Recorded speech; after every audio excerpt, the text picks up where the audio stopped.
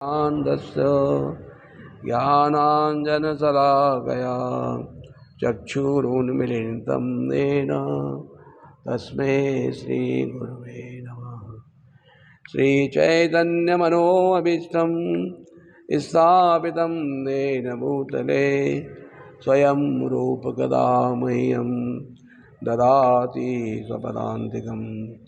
वन्देऽहं श्रीगुरो श्रीयुतपदकमलं श्रीगुरुन् वैष्णवांश्च श्रीरूपं साग्रजातं सैगणरघुनाथान्वितं तं सजीवम् सावधैतं सावधूतं परिजनसहितं कृष्णचैतन्यदेवं श्रीराधा कृष्णपादान् सैगणललिता श्रीविशाखान्वितांश्च। हे कृष्ण करुणा सिंधो दीनबंधो जगत्पते गोपेश गोपिका कांतो राधा कांतो नमस्तुते। तप्त कांचन गौरांगी राधे वृंदावनेश्वरी वृषभानुसुते देवी प्रणमामि हरिप्रिये। वाञ्छाकल्पतरुभ्यश्च कृपा सिन्धुभ्येव च पतितानां पावनेभ्यो वैष्णवेभ्यो नमो। जय श्री कृष्ण चैतन्य प्रभु नित्यानंद श्री अद्वैत गदाधर शिवासादि गौर भक्तवृंद। हरे कृष्ण कृष्ण कृष्ण हरे हरे, हरे राम राम राम हरे।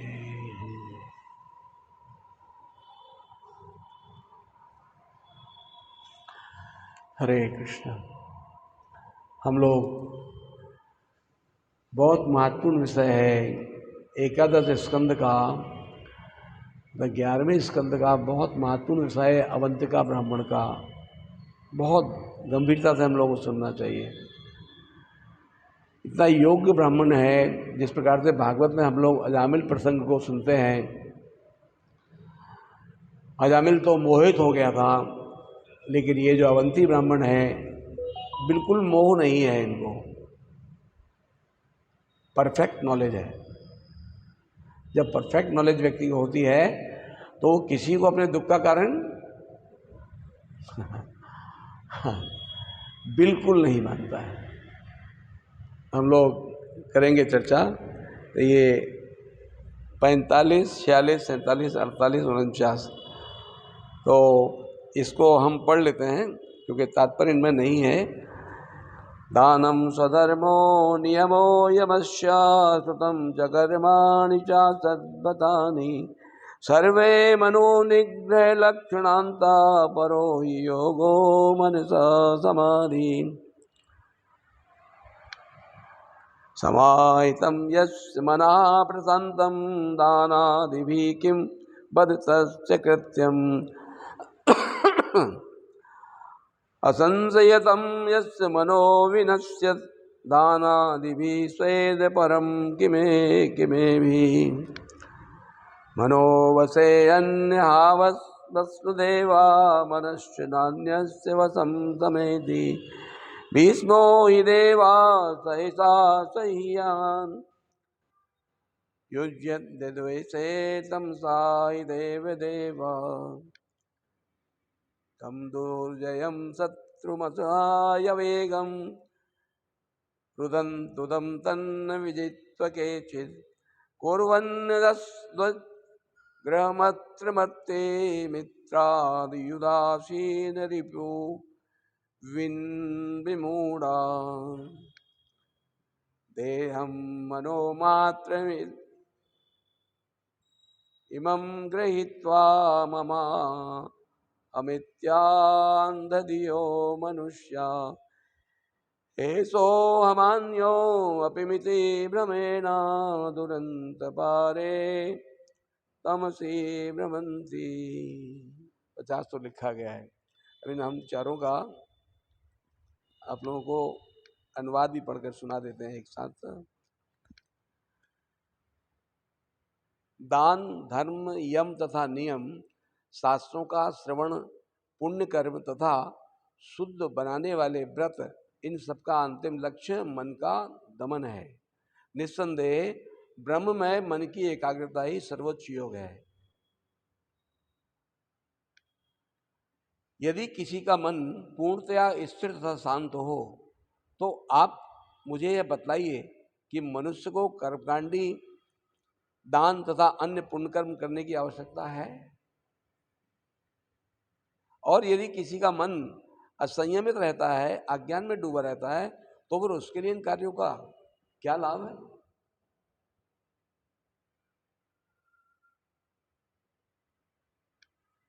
फिर कहते हैं सभी इंद्रियां अनंत काल से मन के वश में ही रही हैं। बहुत ध्यान से इस लाइन को सुन लीजिए। सारी इंद्रियां अनंत काल कहा जा रहा है, मन के वश में रही हैं और मन कभी भी किसी अन्य के प्रभाव में नहीं आता। वह बलवानों से भी बलवान है और उसकी देवतुल्य शक्ति भयावह है। इसलिए जो अपने मन को वश में कर सकता है वह सभी इंद्रियों का स्वामी बन जाता है। अनेक लोग इस दुर्जय शत्रु रूपी मन को, जिसके वेग असहाय हैं, जो हृदय को सताता है, जीतना पाने पर पूर्णतया विमोहित हो जाते हैं और अन्यों से व्यर्थ ही कलह ठान लेते हैं।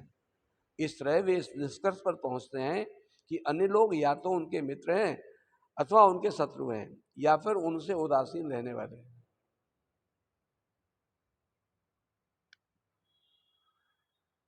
हम लोग को बहुत ध्यान से पूरे सब्जेक्ट को तो समझना होगा।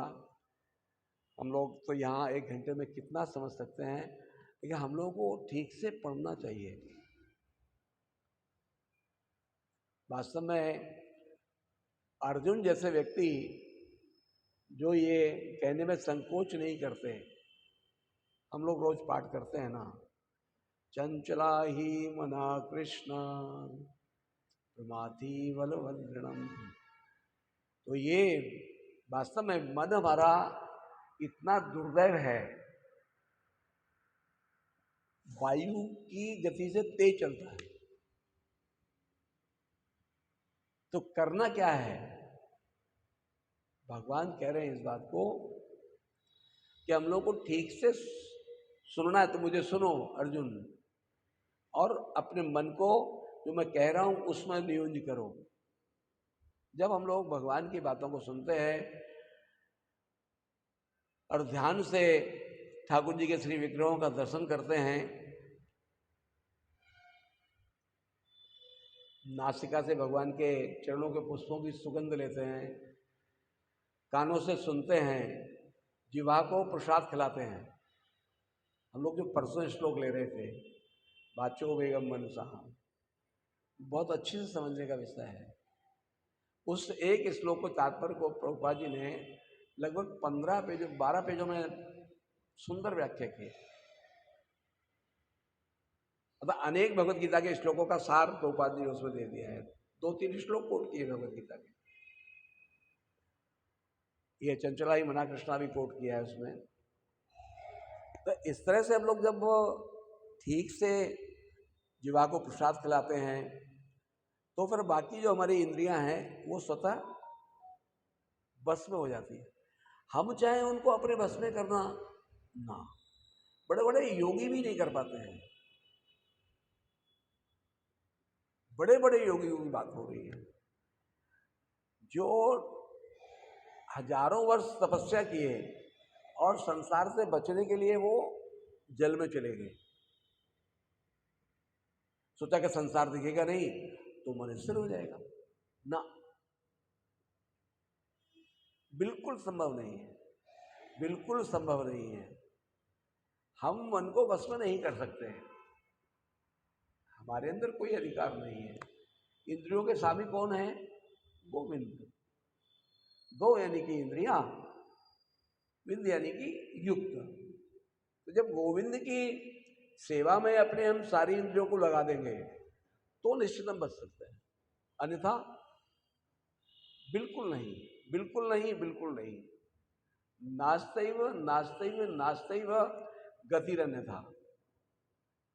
भगवान का नाम, भगवान का रूप, भगवान का धाम, भगवान का गुण, जब तक हम सारी इंद्रियों को यहाँ नहीं लगाएंगे तब तक बिल्कुल हम कोई सोचेंगे हम बहुत बड़े यज्ञ कर लें तो ये इससे लाभ मिल जाएगा, मन स्थिर हो जाएगा ना। सिर्फ भगवान के अर्चा विग्रह की आराधना कर कर भी मन को स्थिर नहीं किया जा सकता। माध्यम है एक, जैसे हम लोग गाते हैं सुबह, श्री विग्रह आराधना नित्य नाना, एक माध्यम है, लेकिन बाकी चीजों को और लगाना पड़ेगा। वैसे भी ये तो द्वापर की विधि थी ना, ये जो अर्चा विग्रह की आराधना थी ये द्वापर की थी। इसलिए वहां पर जो कली संतरण उपनिषद है वहां 3 बार करे, हरे नाम हरे नाम हरे नामे भी केवलम, वही 3 बार मना किया गया। नो यज्ञ, नो अर्चन, नो पूजन, नो ध्यान। 3 बार कह रहे हैं भगवान का नाम और 3 बार कह रहे हैं भगवान का नाम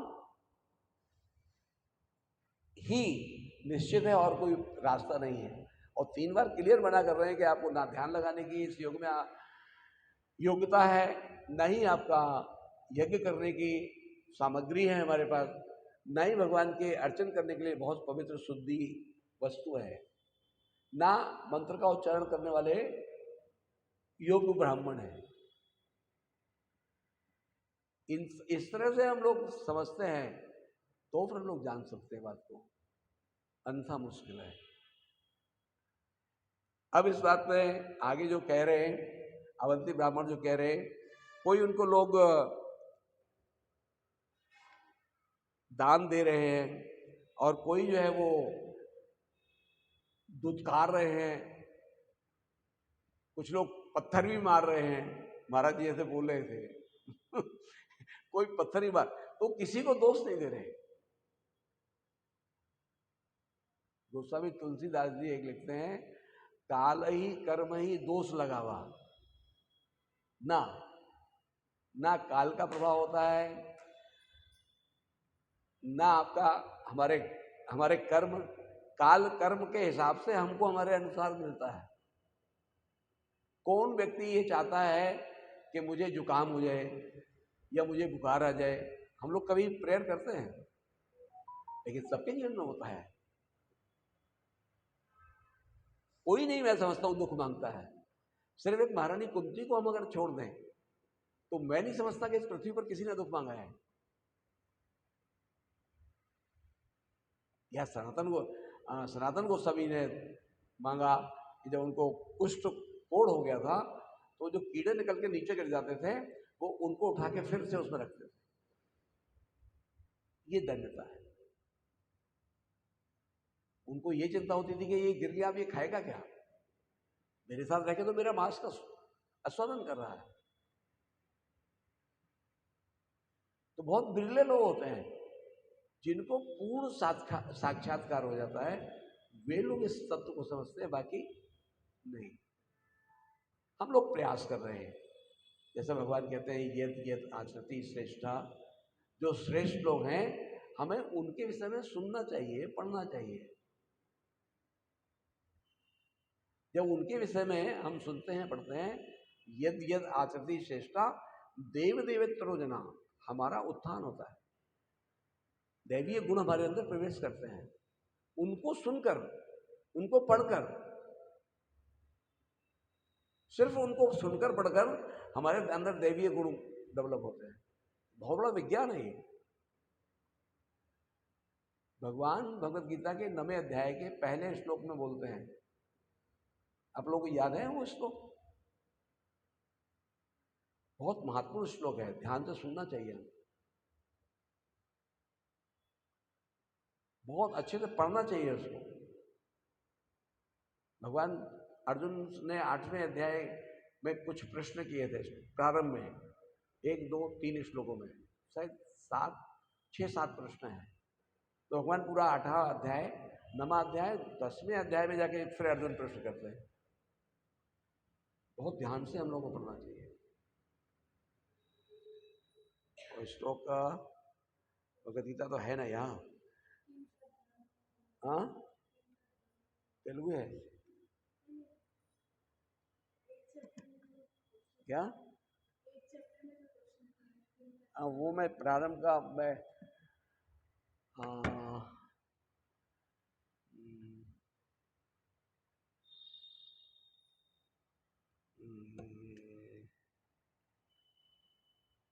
वो 68 और आपका फर्स्ट 68-18 और वो सेम श्लोक है, समथिंग समथिंग है, माता जी पर गीता है। पहला शब्द बोल दीजिए, पूरे श्लोक में बोल दूंगा फिर। सॉरी, फर्स्ट 9 का फर्स्ट। कभी कभी बात निकल जाती है।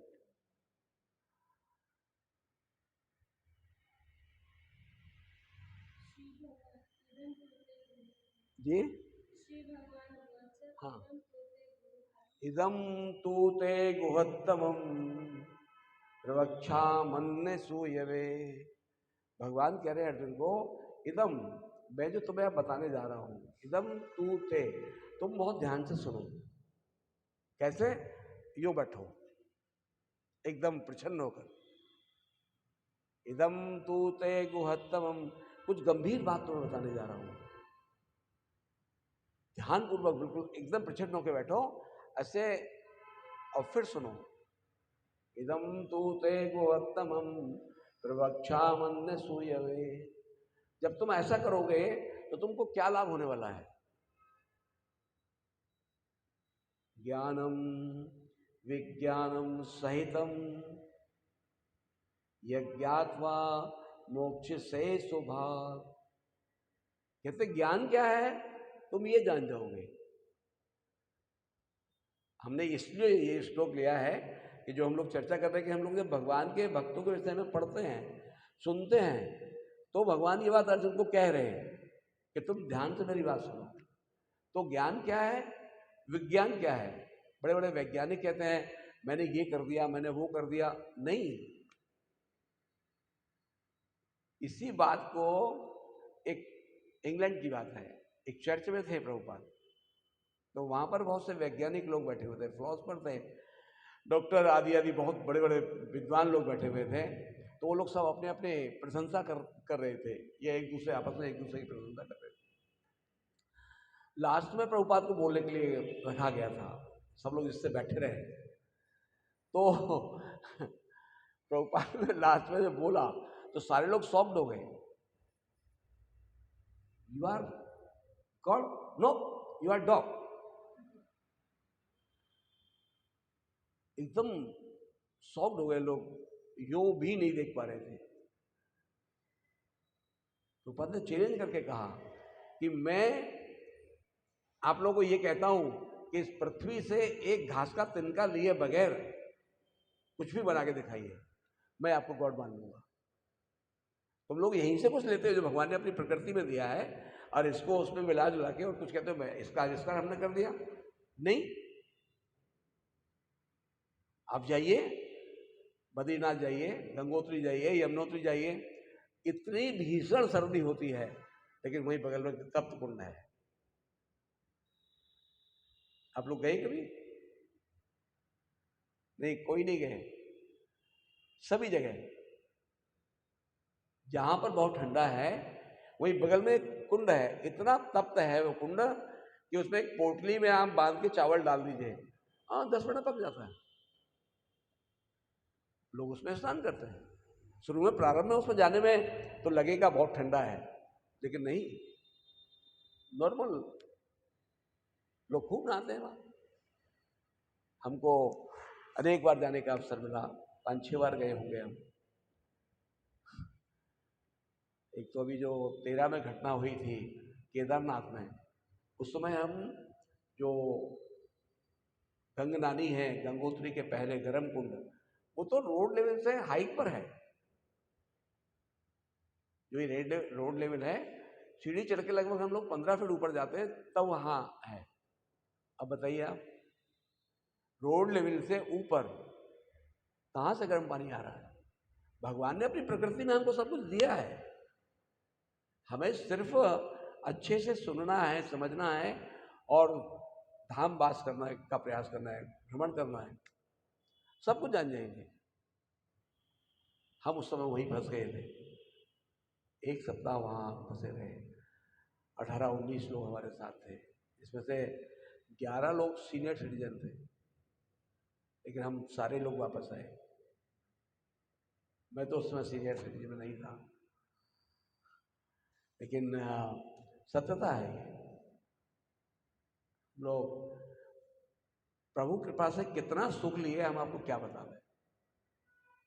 हम जिस घर में ठहरे हुए थे, वहाँ घरों में लोगों ने अपने कमरे क्वार्टर किराए पर देते हैं। कोई होटल वोटल तो बहुत कम बने हैं, मेन सिटीज़ में हैं, सभी जगह नहीं है। तो भटवाड़ी नाम का जिला था, वहाँ पर 2000 की आबादी होने पर जिला बना देते हैं। मात्र 2000 की जहाँ आबादी होती है उसको जिला माना जाता है। हमारे यहाँ तो कम से कम 2 लाख से 5 लाख के बीच में जब आबादी होती है तो जिला बांधते हैं। पहाड़ों में 2000 लोगों पर जिला बनाते हैं। तो हम भटवाड़ी जिला में थे। वहाँ से गंगनानी जो गर्म कुंड है वो हार्डली 3-4 किलोमीटर, 3 किलोमीटर। पहाड़ में 3 किलोमीटर बहुत होता है, यूँ जाना पड़ता है। 3 किलोमीटर जाने में ही कहिए आपको जो है वो 1.5 घंटा 2 घंटा लग जाएगा, कम से कम 2 घंटा। जैसे ज्वाला हम लोग जाएंगे जब यहाँ आहुबलम में, तो पहाड़ में जाना है और कितना समय लगता है? आप लोग गए कभी? हम तो नहीं जा पाए, आधी रास्ता से लौट आए। हमने कहा नहीं, हमारा सामर्थ्य नहीं है, ज्वाला नरसिंह से हम नहीं जा पाए। प्रणाम कर लिया बस, और कहा किसी जन्म में प्रभु आप बुलाओगे तो आ जाएंगे, नहीं तो अभी तो हम आपको यहीं से प्रणाम कर रहे हैं। वेरी क्रिटिकल, पानी बह रहा है, पत्थर पड़े हैं, कोई वे नहीं है, कोई वे नहीं है, उबड़ खाबड़। वरना वीडियो है, हम आपको दिखाएंगे। तो इस तरह से हम लोगों को देखना चाहिए, ठीक से समझने की बात है कि कैसे अपना जीवन चल रहा है, संसार कैसे प्रगति कर रहा है। जिनको ये सब ज्ञान होता है उनको किसी प्रकार का दुख नहीं होता। सभी इंद्रियां अंतकाल में मन के वश में रही हैं। अब कब तक इंद्रियां मन के वश में रहती हैं? अनेक अनेक जन्मों में, जब तक हमको भगवत संबंध का ज्ञान नहीं होता, साधु संग नहीं होता, तब तक हम लोग मन के वशीभूत ही रहते हैं। इसी बात को अर्जुन को भगवान कह रहे हैं। अर्जुन जब ये कहते हैं चंचला ही मना कृष्णा प्रमाथि बलवत्रम, ये तो मन जो है वो एक पागल हाथी की तरह से है, नो डाउट, कोई संशय नहीं है इसमें। हम अगर भगवान में मन को नहीं लगाएंगे तो कभी हम इसमें विजय प्राप्त नहीं कर सकते हैं। हमारी 10 इंद्रियां हैं ना, 5 हमारी कर्मेंद्रियां हैं, 5 ज्ञानेंद्रियां हैं। 5 कर्मेंद्रियां कौन कौन सी हैं?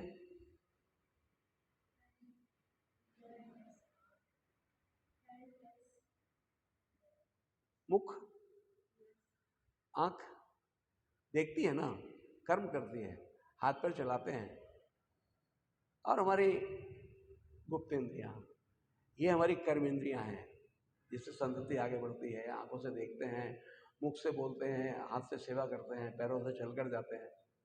ऐसे ही 5 ज्ञानेंद्रियां भी हैं। वो ज्ञान क्या कराती है हमको?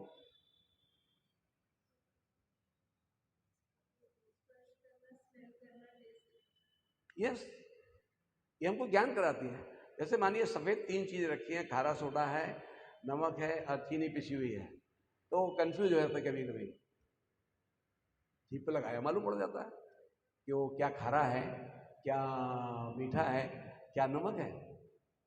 तो ज्ञान कराने वाली इंद्रिय है। कोई हमारी प्रशंसा कर रहा है, कोई हमारी निंदा कर रहा है, ये कान से हमको पता पड़ता है।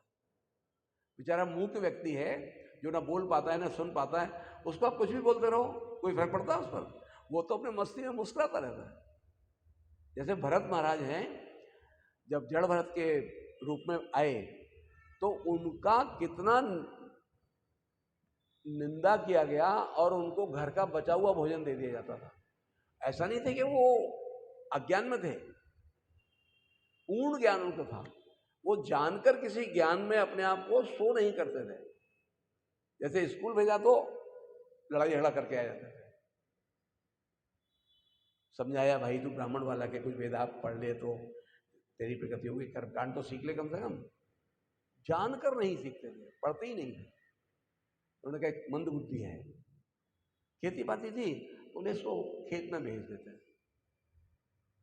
कह दिया कि उस वाले खेत में उसकी मेड़ खोल देना, पानी चालू कर देना, उसमें पानी चला जाएगा। और इस वाले खेत का मेड़ बंद कर देना, उसमें पानी बहुत है। तो उल्टा करके आते थे, जिसमें बंद करना होता था उसमें चालू कराते थे, जिसमें चालू करना होता था उसको बंद कराते थे। तो मालूम पड़ा वो पानी ज़्यादा होने के कारण फसल सड़ गई, और जिसमें पानी जरूरत थी वह पानी नहीं गया तो वो सूख गई। जानकर करते थे। तो नहीं, बिल्कुल मंद बुद्धि नहीं है तो बेअकल है। खेत पे भेजना ही बंद कर दिया, जबकि वो बहुत बढ़िया कृष्ण का शरीर था, एकदम आनंद में रहते थे, आत्मानंद में रहते थे, कोई किसी प्रकार की चिंता नहीं, प्रभु चिंतन करते थे। जिस जीवात्मा की हिरण शरीर में ज्ञान बुद्धि है, तो वो मनुष्य का शरीर फिर से पुनः मिल गया तो क्यों नहीं वो चेतन होगी बुद्धि। तो इस तरह से वो अपने पड़े रहते थे। तो घर के लोग, अब जो उसकी और भाभियां लोग थी, तो बोले इसको जो बचता है वो दे दिया करो, कोई काम धाम करेंगे। ऐसा व्यवहारिक जीवन में होता है, शास्त्र की बात भी है और व्यवहारिक जीवन में भी होता है। अगर आप कुछ कमाने धमाने वाले नहीं हैं तो आपको लोग उतना तवज्जो नहीं देंगे, उतना रिस्पेक्ट नहीं मिलेगी आपको परिवार में, चाहे आप स्त्री के शरीर में हो या पुरुष के शरीर में, इससे कोई मतलब नहीं। इसी को समझने के लिए हमें ये विषय अवंती ब्राह्मण का जो है बहुत महत्वपूर्ण है। तो कह रहे हैं जन्मों से मन हमारा इसका मन के वश में है, और मन कभी भी किसी अन्य के प्रभाव में नहीं आता। फिर भी आएगा कब मन हमारे इच्छाओं के वशीभूत होगा, तब जब हम यहाँ पर मन लगा देंगे, भगवान के विषय में सुनेंगे, भगवान का प्रसाद खाएंगे और नाम जप करेंगे तो इंद्रियां संयमित हो जाएंगी। मन फिर वो करेगा, जो हमारा मन शत्रु है वो हमारा मित्र बन जाएगा। जो मन हमारा शत्रु है वही मन हमारा मित्र बन जाएगा। वह बलवानों से भी बलवान है। जैसे कि अजामिल के प्रसंग में हम लोग देखते हैं कि अजामिल को बहुत ज्ञान था, बहुत ज्ञान था, और इतना ज्ञानवान था अजामिल कि खूब माता पिता की सेवा करता था, वेदाचार करता था, कर्मकांड करने भी जाता था बाल अवस्था में। लेकिन दुर्दैव कहो उसका, एक दिन उसने किसी वैश्या को किसी पुरुष को संग करते हुए देख लिया। उस वैश्या में उसका मन ऐसा फंस गया कि वो वहां से मन को नहीं निकाल सका। नहीं निकालने के कारण वो उसकी छवि ऐसी मन में बस गई कि सदैव सदैव उसके विषय में सोचने लगा। उसके बाद पहुंच गया और कहा कि मैं तुमको रानी बना कर रखूंगा, मेरे साथ रहो, चलो। तो माता पिता की जो सेवा करता था, जो वेदाचार वगैरह वगैरह करता था, स्वाध्याय करता था, वो सब पवित्रता नष्ट हो गई, सब कुछ चला गया। घर की जो संपत्ति थी वो एक एक करके उसकी प्रसन्नता के लिए सब बेच बैठ दिया, पूरी तरह उसका पतन हो गया। हम महाराज से बात कर रहे थे इसी बात को कि महाराज वो जब ब्राह्मण आए चतुर्मास में तो अजामिल की पत्नी को उन्होंने सब कुछ बता दिया कि ऐसे ऐसे ऐसा है। तो वो लोग सत्यता को सुनकर बहुत प्रसन्न हुए। तब उन्होंने उसको आशीर्वाद दिया कि तुम्हारी संतान हो उसका नाम तुम नारायण रख लेना। उम्र हो ही चुकी थी तो अपना वो चिंतन करते रहे, बोलते रहे, उससे पुनः उनकी सुकृति लौट आई। तो भगवान के पहले के लोग जो थे वो भगवान के नाम रखते थे बच्चों के, हम 9 भाई बहन, घनश्याम दास, दीनदयाल, ब्रजमोहन, आनंद मोहन, कालिदास, नीलम, बहन 3 थी, मीरा, उषा। तो पहले के लोग बुद्धिमान थे, भले पढ़े लिखे नहीं होते थे, लेकिन इतना उनको ज्ञान होता था कि भगवान का कैसे भी तैसे स्मरण करते रहते थे। इससे उनकी पवित्रता होती थी। हमारी माँ कभी स्कूल नहीं गई, नाम नहीं लिखा उनका। पहले तो नहीं समझते थे हम भी, राम राम राम राम करती रहती, और इतनी सॉलिड उनकी मृत्यु हुई है, मैं आपको क्या बताऊं। इतना सा कोई कष्ट नहीं, इतना सा कष्ट नहीं। पानी भरा उन्होंने, आटा लगाया, सब्जी दाल बना कर रखी, ये जा रही। इतनी सी भी किसी से सेवा नहीं हुई।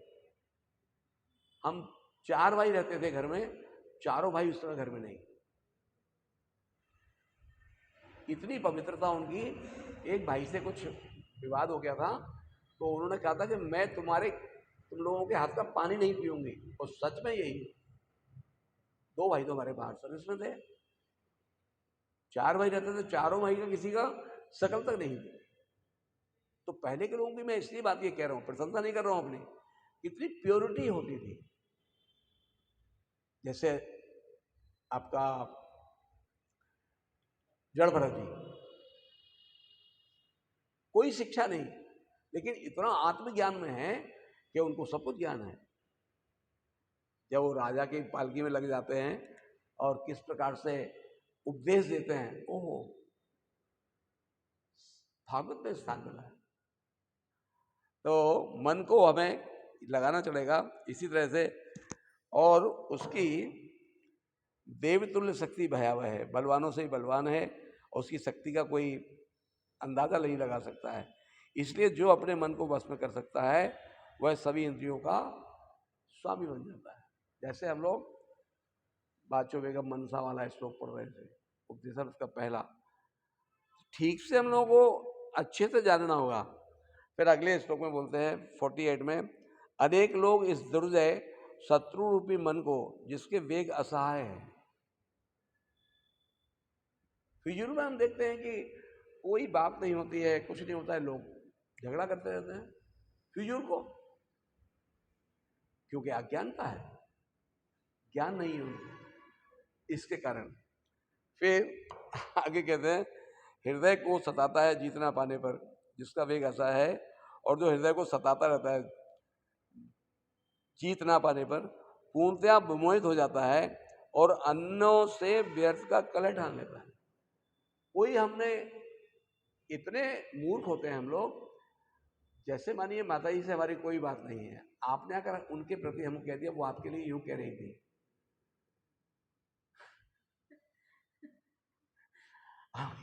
कोई माता जी से मतलब नहीं है, खाली आपने कहा और हमने उनके प्रति दोष मन में ले आए। नहीं, बहुत क्लियर होना चाहिए। जिसके प्रति हमारे लिए कहा गया, उनसे जाके बोलना चाहिए, माता जी क्या गलती हुई मुझसे, मैंने क्या अपराध कर दिया, आप बताइए ना। लेकिन इतना साहस नहीं है, इतना साहस नहीं है, इसलिए ये समस्या। इसलिए वो यहाँ पर कह रहा है अवंती ब्राह्मण कि वो व्यर्थ में ही अन्यों से कलह ठान लेता है। इस तरह वे यह निष्कर्ष पहुंचते हैं कि अन्य लोग या तो उनके मित्र हैं या उनके शत्रु हैं। मित्र भी जो जिनको मानते हैं, वो मित्रता भी कुछ लोभ के कारण होती है। अगर वो लोभ पूरा नहीं होता है तो वो मित्रता यूं नष्ट हो जाती है।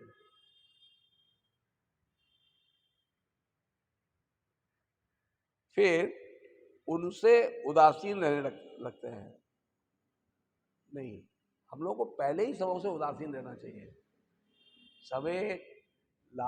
समय कृत्वा लाभा लाभो जया जयो, यही है ना भगवत गीता का श्लोक। सब भाव रखना चाहिए, जैसे भगवान का गुण है ये, समो अहम सर्वभूतेषु। भगवान कह रहे हैं मैं सब में संभाव रखता हूँ। सर्व जितने जीव है पृथ्वी पर, चींटी से लेके ब्रह्मा तक, समोहम सर्वभूतेषु नामे द्वेष्टे अस्ति ना प्रिया। किसी से द्वेष नहीं करते भगवान, कोई उनका मित्र नहीं है, समभाव से उदासीन बन के रहते हैं। समोहम सर्वभूतेषु नामे द्वेष्टे अस्ति ना प्रिया। लेकिन अब दूसरी लाइन में उसी श्लोक में महत्वपूर्ण बात कह रहे हैं, ये भजन्ति तु मां भक्त्या, जो मेरा भजन करते हैं, मयि ते तेषु चाप्यहम्, जो मेरा भजन करते हैं मैं उनको प्राप्त होता हूं और वो मुझे प्राप्त कर लेते हैं।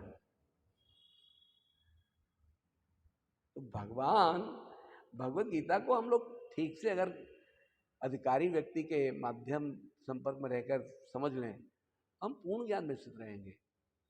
हम ना कभी किसी से द्वेष रखेंगे, ना कभी किसी से वैमनस्यता रखेंगे, ना ईर्ष्या करेंगे। होगी नहीं होगी?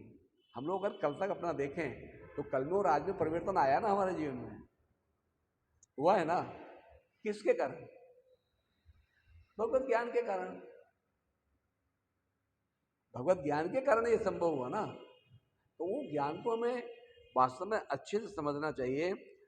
भगवत गीता जो है, मैं जहां तक समझ सका, मैं क्या समझ सका, बड़े बड़े शंकराचार्य से कह रहे हैं, गीता सुगीता कर्तव्या। महात्मा लिखा है प्रभुपाद जी ने, 5-6 श्लोक दिए हैं गीता महात्मा के। तो उसमें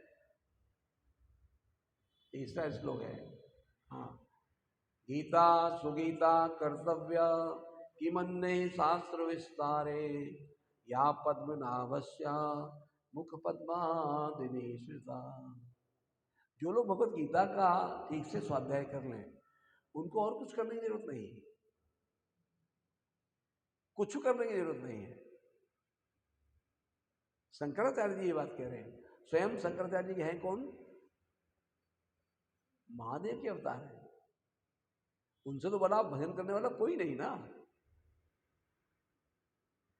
उनसे अधिक भजन कोई नहीं करता है। वैष्णवा नाम यथा संभव, वैष्णव में अग्रगण्य है, उनके बराबर कोई भजन नहीं करता है। तो बहुत अच्छे से समझना है। तो वे इस बात को कह रहे हैं, गीता सुगीता कर्तव्या, कि मन नहीं, क्या जरूरत है और शास्त्र में जाने की नहीं। जैसे भगवान जब पद्मनाभ वामन देव के रूप में आए, उन्होंने चरण अपना बनाया तो सीधा ब्रह्मलोक में गया। ब्रह्मा जी अभिषेक कर रहे हैं उनके चरण का। जो गंगा जी आते हैं, कह रहे गंगोदक पीतम, भगवान के मुख से कोई वाणी निकली है या भगवान के चरणों से गंगा जी आ रही है, समान है, इसमें कोई भेद नहीं, बिल्कुल नहीं, बिल्कुल नहीं, बिल्कुल नहीं। शंकराचार्य जी का वाक्य है। 49 48 से होगा। जो लोग अपनी पहचान इस शरीर से करते हैं, नहीं नहीं, शरीर तो एक निमित्त है। जो लोग इस शरीर से अपनी पहचान बनाते हैं, जो कि भौतिक मन की उपज है, नहीं। अगर मानिए मुझे भगवत ज्ञान नहीं होता तो क्या मैं आपके सामने बैठकर तो चर्चा कर रहा होता? तो शरीर नहीं ना, महाराज हमको बोलकर नहीं जाते, क्योंकि कोई मतलब नहीं था। भगवत ज्ञान होने से ये सब प्रगति होती है। भगवत ज्ञान होने से तो शरीर का, इसमें सभी शरीर माध्यम है, लेकिन वास्तव में भौतिक मन की उपज है। उनकी बुद्धि मारी जाती है, जो अपने आप को देह मानते हैं। नहीं, शरीर है, लेकिन शरीर में जो इंद्रियां हैं, अगर उनके द्वारा हम अपने आप को पवित्र नहीं कर सकते तो शरीर किसी काम का नहीं है। जो जड़ भरत जी के वहाँ देखा उन्होंने, तो उनका एक हार जो था वो घायल हो गया था, तो वो चाहते थे कोई अच्छा एक मस्त व्यक्ति मिल जाए। उन्होंने देखा तो देखा बढ़िया शरीर है, तेजोमय है, बलिष्ठ शरीर है, जबकि खुरचन खा रहे हैं, जला पुला खा रहे हैं, लेकिन आत्मज्ञान होने के कारण एकदम चेतन है। उन्होंने लगा लिया। फिर बाद में स्टोरी सुनते ही हैं आप लोग। तो भगवान का ज्ञान होने से ये सब होता है, और नहीं तो उनकी बुद्धि मारी जाती है, और वे तथा वे मैं तथा मेरा के रूप में सोचते हैं, अपने इस भ्रम के कारण कि मैं यही हूं।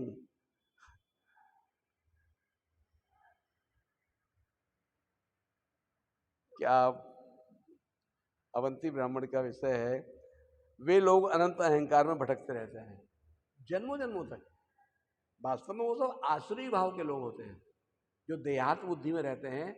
देहो अस्मिन यथा देहे, अध्याय 2 का शायद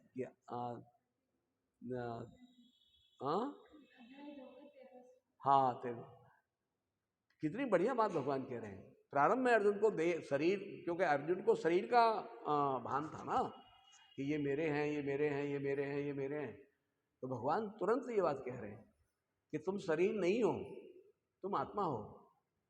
तो कहते हैं देहो अस्मिन यथा देह, देह के भीतर जो देही है उससे तुम्हारा संबंध क्या है? भाई हमारा अच्छा खासा शरीर है, लेकिन देही नहीं है। आत्मा के रूप में जो परमात्मा है, तो इस शरीर किसी काम का है?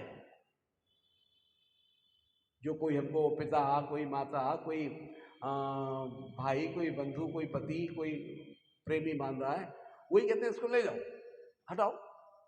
कहाँ गया संबंध हो?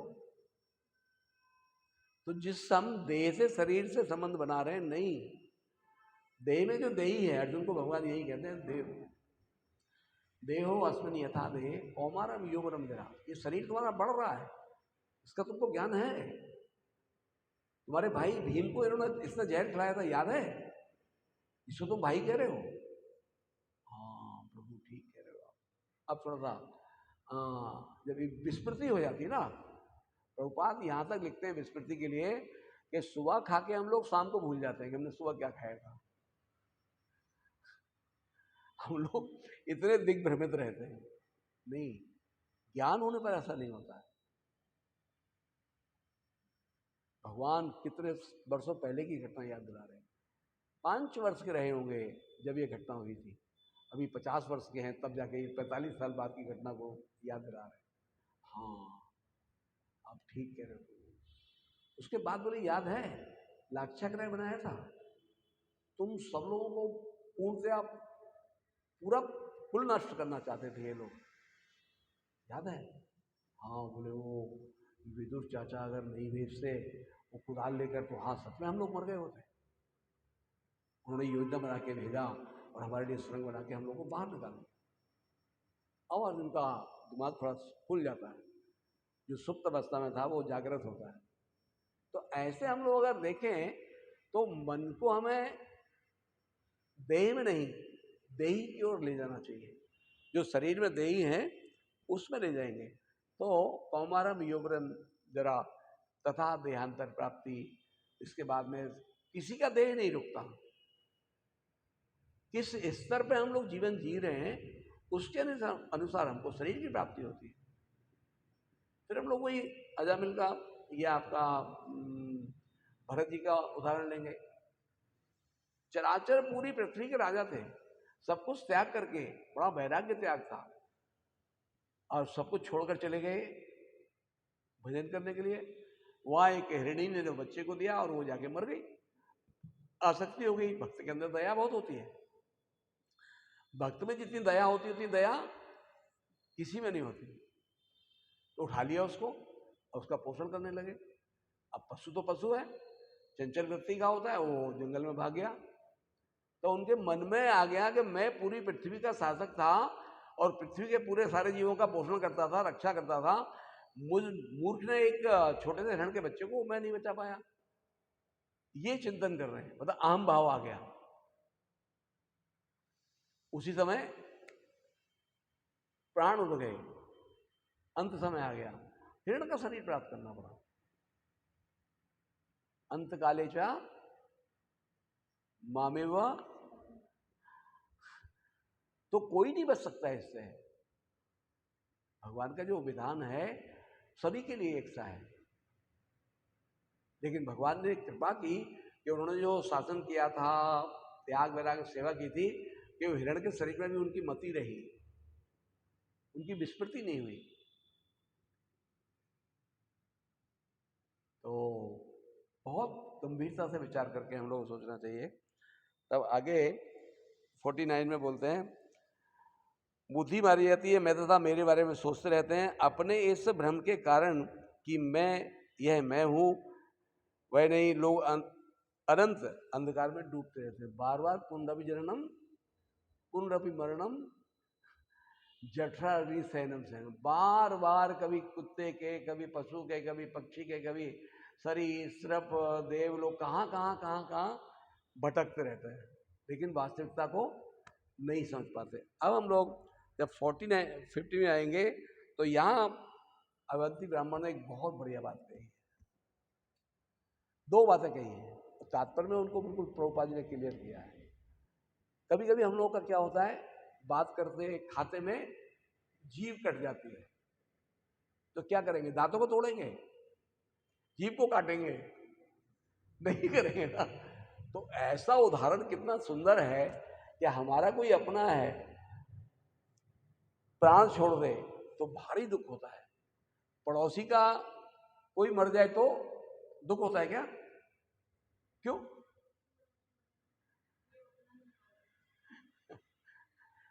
क्यों? पड़ोसी है, हम लोगों को बताते हैं, अरे वो हमारे बहुत अच्छे हैं और ये हैं और ये हैं, तो उसमें दुख क्यों नहीं होता? ये यस, यही जो उसने भी पिछले 48 में कहा, वो समझो, मैं और मेरा, ये इसको देहात्मूत कहा गया। शरीर, कल महाराज बोल रहे थे इस पर, कल महाराज बहुत अच्छे से कल बोले थे इस पर सुबह की क्लास में, कि आप जो शरीर में होते हैं तो बस वो आप, मैं और मेरा, अपना परिवार, मेरा देश, इसी को मानते हैं। प्रभुपाद जी ने फिलॉसफी दी है, इतनी हाई क्लास की फिलॉसफी दी है, जिसको कोई दूसरा काट नहीं सकता। इसका श्रेय जाता है हमारे भक्ति सिद्धांत सरस्वती गोस्वामी जी के लिए। प्रभुपाद कभी उसका श्रेय नहीं लेते, अपने द्वारा किया गया प्रचार या अपने द्वारा लिखे गए ग्रंथों को बिल्कुल कोई श्रेय लेते नहीं, क्योंकि उनको आदेश कौन दिया था?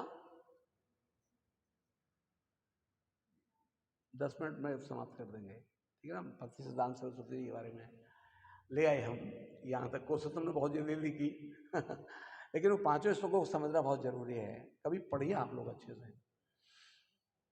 तो भक्ति सिद्धांत सरस्वती जी का आज अपीयरेंस डे, जन्मदिन है, आज के दिन ही प्रकट हुए थे 6 दिसंबर को, सॉरी 6 फरवरी को। तो भक्ति सिद्धांत सरस्वती को जानने के पहले हमें उनके पिताजी के बारे में जानना पड़ेगा, जो हमारी गुरु परंपरा में है। चौथे नंबर में विराजमान है सच्चिदानंद श्री भक्ति विनोद ठाकुर महाशय की जय। वो उस समय में बहुत जीनियस पर्सन थे। इंग्लिश गवर्नमेंट में वो उड़ीसा के कमिश्नर थे। जो कमिश्नर होते थे उसमें कोई मुख्यमंत्री नहीं होता था, कमिश्नर को सारे मुख्यमंत्री की पावर होते थे। तो पूरे स्टेट उड़ीसा के वो कमिश्नर होते थे। और जो जगन्नाथ मंदिर के वो खजांची भी थे। हरे हरे हरे हरे, लाइट चलेगी शायद ना, कोई बात नहीं है, हम 4 लोग तो हैं, आ गई है। तो वो इतने भगवत मूड में रहते थे कि उनके टाइम में कोई एक व्यक्ति अपने आप को विष्णु कहने लगा, तो वो भागवत साथ में लेकर गए, और जो प्रपंच फैला रहा था उन सैकड़ों लोगों को, हजारों लोगों के सामने उन्होंने उसकी निंदा की भागवत से प्रमाण देकर। इतने भागवत में प्रमत्त थे, इतना कार्य करने के बाद भी अपना साधन करते थे। आज भी जर्मनी और अमेरिका, इंग्लैंड, 3 देशों में उनकी लिखी हुई कुछ पुस्तकें आज ही मौजूद हैं, भक्तिविनोद ठाकुर जी की। तो भगवान एक दिन उनके स्वप्न में आते हैं और कहते हैं भक्ति विनोद, तुमको मेरे विषय में और विस्तार करके बताना है, लिखना है। तो बोले कैसे, क्या करूँगा मैं। बड़ा चिंतन करते रहे, विचार करते रहे। तो उम्र भी हो गई थी, 12 बच्चे थे, वो सबके सब लर्नेड थे। तो उस दिन जगन्नाथ जी से ही प्रेयर किया कि प्रभु आप अपना कार्य करना चाहते हैं, मुझे अब एक ऐसा पुत्र दीजिए जो आपके कार्य करने में समर्थ हो। तब भगवान वही सामने उनके मन में बात प्रकट करते हैं कि आप जाके विमला देवी से कहो। आप लोग पुरी गए हैं? पीछे देखा होगा ना, जगन्नाथ मंदिर के इस आपका राइट हैंड साइड कॉर्नर में विमला देवी जी का मंदिर है, स्वयं लक्ष्मी जी है। विमला लक्ष्मी जी का नाम है। लक्ष्मी आरती गाते हैं ना हम लोग, तो उसमें विमला कमला नाम आता है, तो विमला देवी लक्ष्मी जी कही। तो फिर विमला जी से उन्होंने कहा, तो उनको आदेश मिला और उन्हें समय आने पर अपना पुत्र की प्राप्ति हुई। तो वो जो पुत्र की प्राप्ति हुई, तो एक माँ के पेट में जो नाल होती है ना, जो बच्चे को भोजन वगैरह वगैरह पानी सब कुछ देती है, सांस वगैरह, वो जब जन्म हुआ तो वो नाल जनेऊ की तरह पड़ी हुई थी। जैसे जनेऊ पहनते ना हम लोग, ऐसे वो नाल जो थी वो जनेऊ की तरह पड़ी हुई थी। तो बताया, पहले तो घरों में बच्चे होते थे, कोई नर्सिंग होम में हो तो अस्पताल में तो बच्चे नहीं होते थे। तो वे जब वहाँ जो लोग थे उन्होंने कहा कि ऐसे ऐसे, तो स्वयं गए भक्ति विनोद और देखा, तो वास्तव बोले ये दिव्य आत्मा होगा। जिसके भी शरीर में ऐसे कुछ चिन्ह होते हैं वो बहुत लर्नेड व्यक्ति होते हैं। 12 तिलक उनके शरीर में लगे हुए थे, ओम केशवाय नमः, नारायणाय नमः, माधवाय नमः, गोविंदाय, हम लोग आते हैं ना 12 तिलक, वो सारे चिन्ह बने हुए थे। और जो नाल थी वो जनेऊ की तरह पड़ी हुई थी। प्रणाम किए भक्ति विनोद ठाकुर ने, और बाद में तो उनका यश कितना हुआ, 5 वर्ष में तो उन्होंने 60 संदर्भ लिख दिया था। मतलब संस्कृत के विशेष जो ज्ञान होता है वो लिख दिया था उन्होंने, जिसको भक्ति विनोद ठाकुर ने लिखा था उसकी और बृहद व्याख्या करके 60 संदर्भ में लिख दिया था। 7-8 वर्ष की आयु में तो पिताजी से कहने लगे मुझे संस्कृत विद्यालय खोलना है।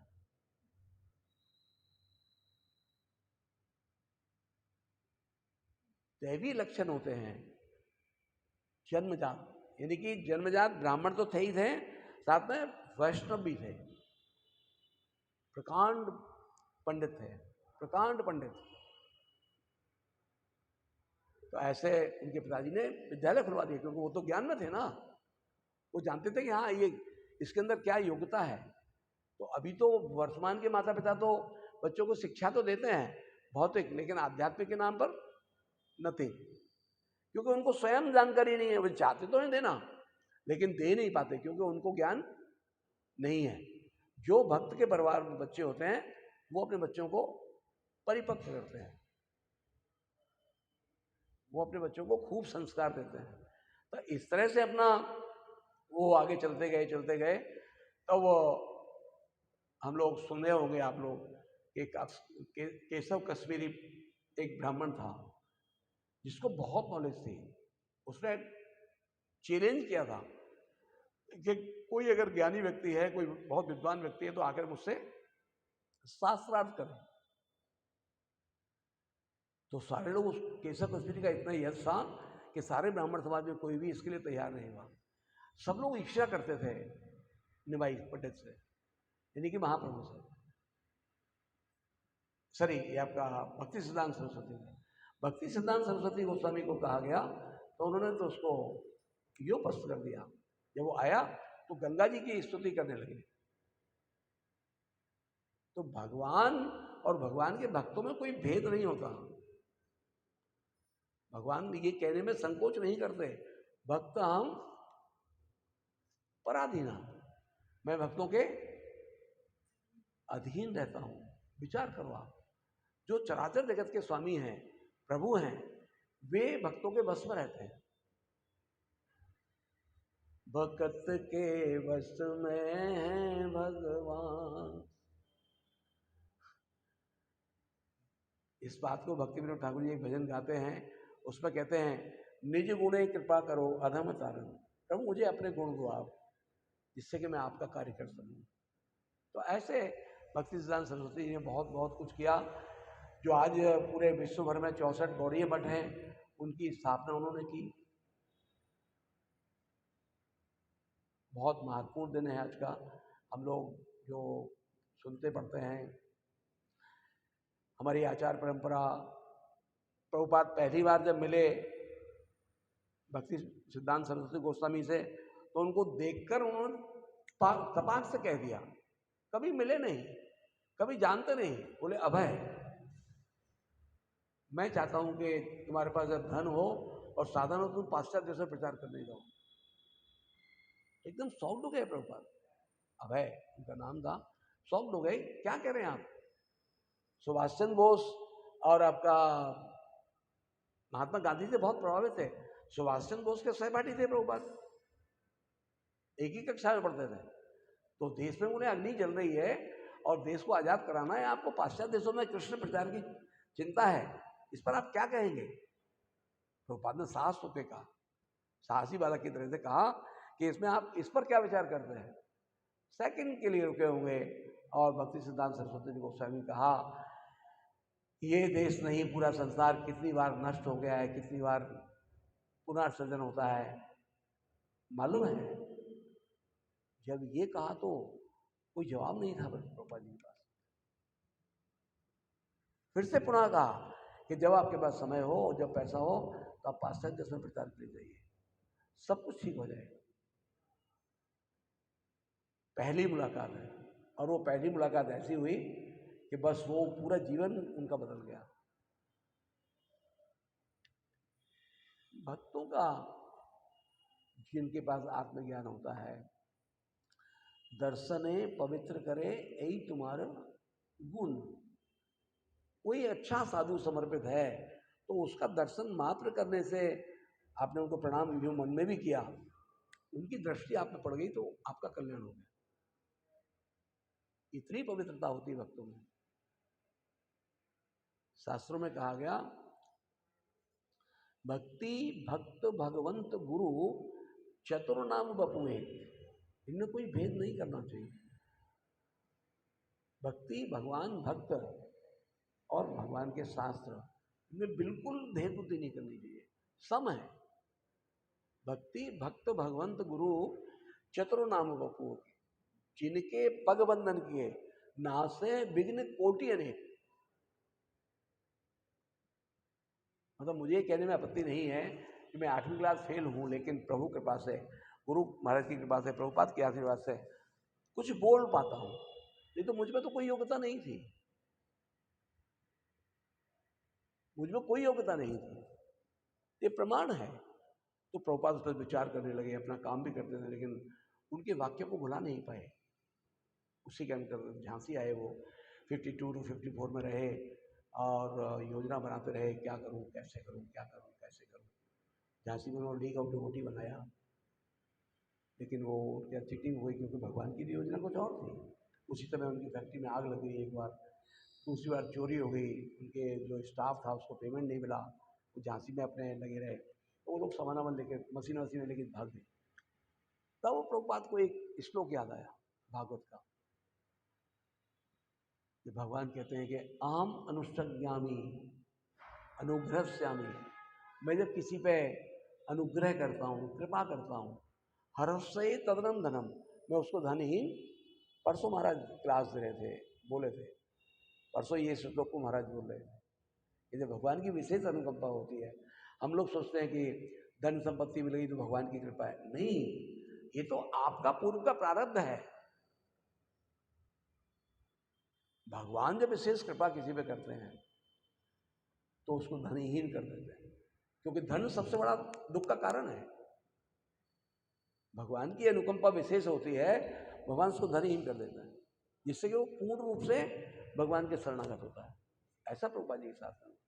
तब केशव गौड़ीय मठ के केशव महाराज को प्रभुपाद ने झांसी बुलाया, सारी बातों को बताया, तो उन्होंने कहा कि नहीं, आपको झांसी छोड़ देनी चाहिए।